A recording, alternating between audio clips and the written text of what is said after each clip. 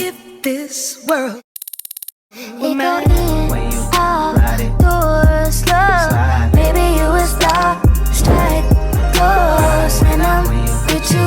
Everything goes. Come and put that on my soul. Robbie, clown, wrist, project, come on the way home. What's up guys? So we're here at Krabi, Thailand and nagstay kami dito sa Seaseeker sa Aonang. Tara, pakita ko sa inyo yung view from outside of our room. Eto, every time you will open the curtain, ito yung sasalubong sa'yo. Sobrang gandang mountain view, grabe. And we also have the view of the swimming pool area. And this is the view from the outside of our hotel. Grabe, wala akong masabi. Sobrang ganda. Yun, first day in Krabi kasi last night.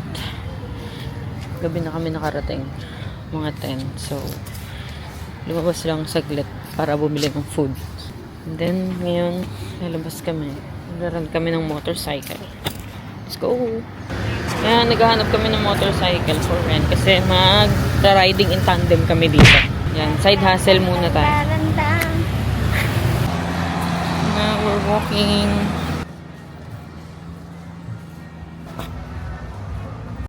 This is our third time visiting Krabi and every time we're here, we prefer to rent a motorcycle dahil para sa amin, mas feel namin yung vibe ng lugar and para mas kitang-kita namin kung gaano kaganda yung view. Now we're on our way to Dragon View Bar and Grill and habang nasa biyahe tayo, I just want to share some facts about Krabi.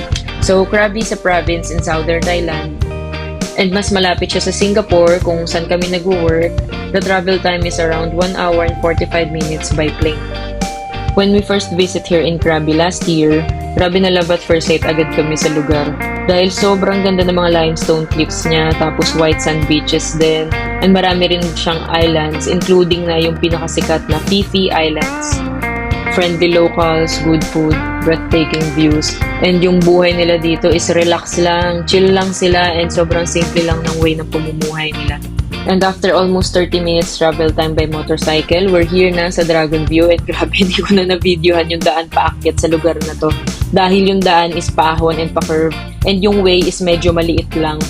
Medyo nagdadasal na nga ako kanina eh. Buti na lang sobrang galing ng partner ko magmaneho ng motor.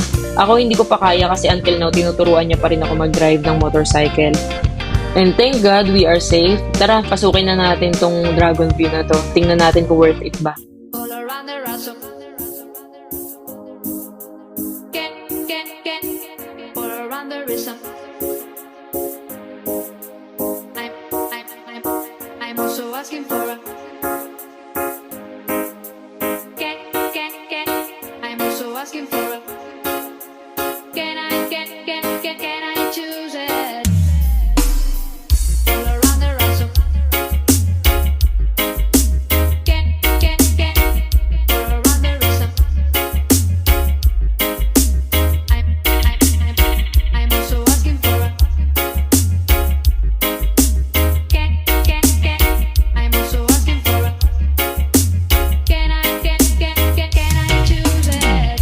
We ordered salted egg squid, shrimp satay, and steamed fish. I forgot the name of the fish, but the food are great and I will rate it 8 out of 10. Plus, the view is very stunning. Wow!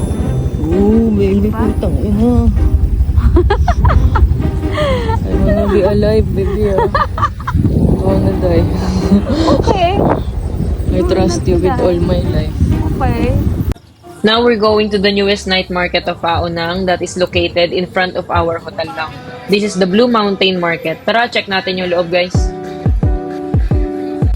As you can see, hindi ganun ka-busy dito. Maybe because of season kami pumunta or dahil bago lang yung night market kaya hindi pa ganun dinadayo. Pero still, marami silang ino-offer dito na variety of foods and marami ka rin mabibiling Thai products. Naghahanap kami kung saan kami pwede kumain but my partner said ayaw niya daw kumain kasi parang ang lungkot daw ng ambience dito. Gusto niya sa labas na lang daw. Ito yung nakita naming local restaurant sa labas. Tara, check natin yung food kung goods ba.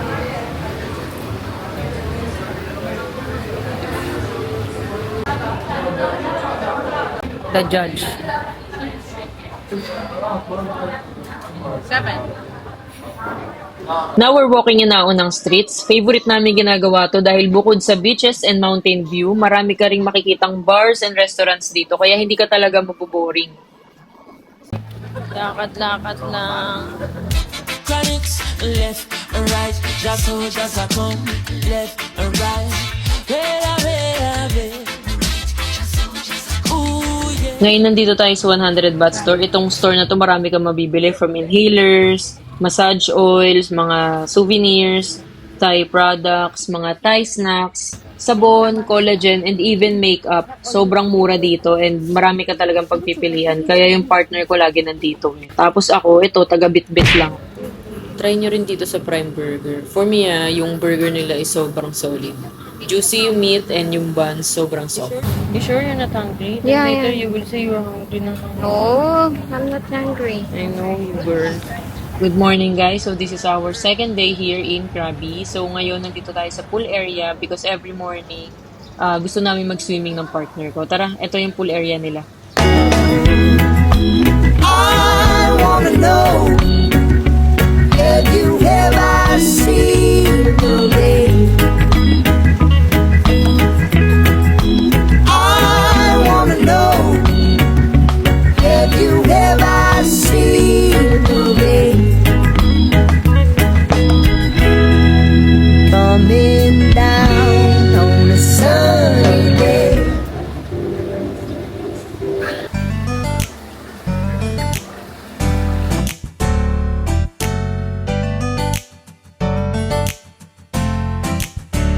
Itong pupuntahan natin ay sikat na cafe dahil sa sobrang sarap daw na mango sticky rice. Sige nga, tikman natin kung totoo nga ang chismis.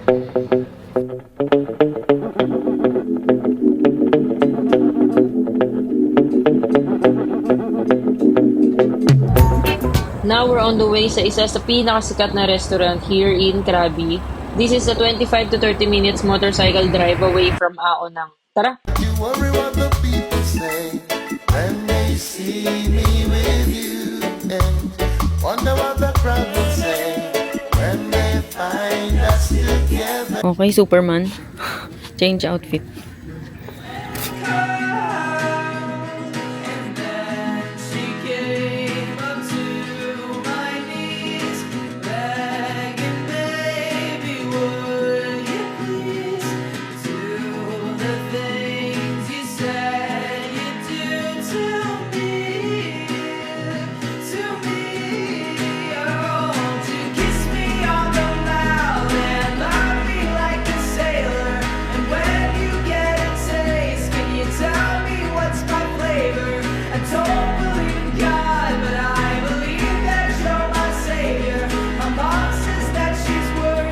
Ngayon nandito tayo sa pinakasikat na night market and dito talaga marami kang pagpipilian from souvenirs hanggang sa street foods. And may mga live performance din.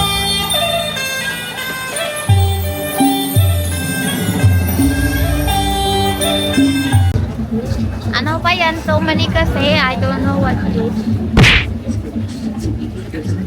We're here in Landmark Night Market in Aonang.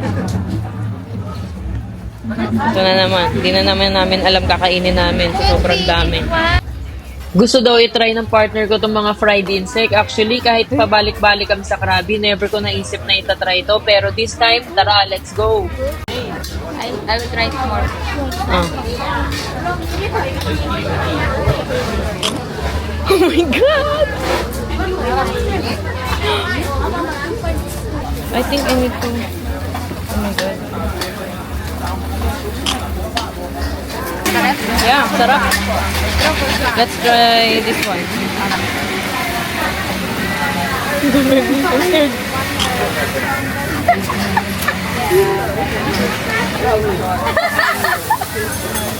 So soft. Sarap. You try the worm. It's squishy. Yeah.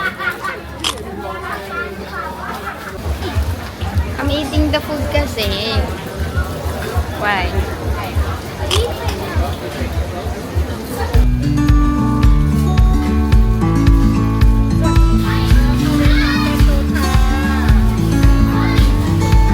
And of course, time to get a new tattoo. Itong partner ko, first time niya ako makita ang tatatuan, kaya todo video talaga siya. Ang cute eh. Maraming tattoo shop here in Aonang. Pwede kayong mamili kung saan. Pero dito ako sa The Shelter Tattoo. Kasi solid din yung gawa. This is what people would call their life defined. And baby, we found it right on time. This is the good. NANI?!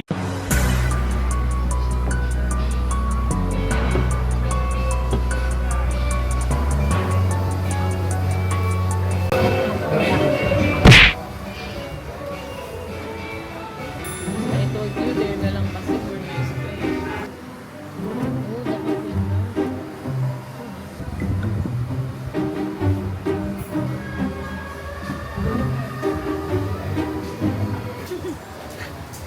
The food was nice. After ng medyo traumatic na lunch na yun, lumabas na kami para maglakad-lakad at pumunta na sa Riley Beach. Sobrang chill and kalmado lang ng vibe dito sa Riley. Marami ka rin makikitang restaurants and bars dito. And yung beach nila, pati yung view, grabe, sobrang ganda.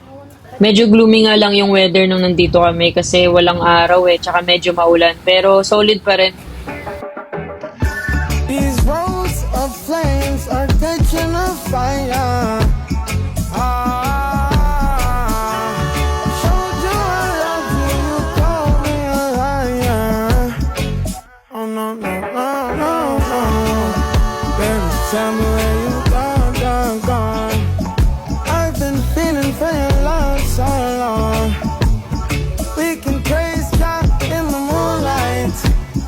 Baby, if you with me, better do right. And I've been gone too long. And I'm hoping that you sing my song. Nandito ulit kami ngayon sa Ao ng Streets pero this time kasama na namin yung dalawa naming tropa. Sumunod sila dito ngayon lang dahil isa-celebrate namin yung birthday ni JP dito sa Krabi. This is what people would call their life defined. And baby, we found it right on time. This is the good, good. And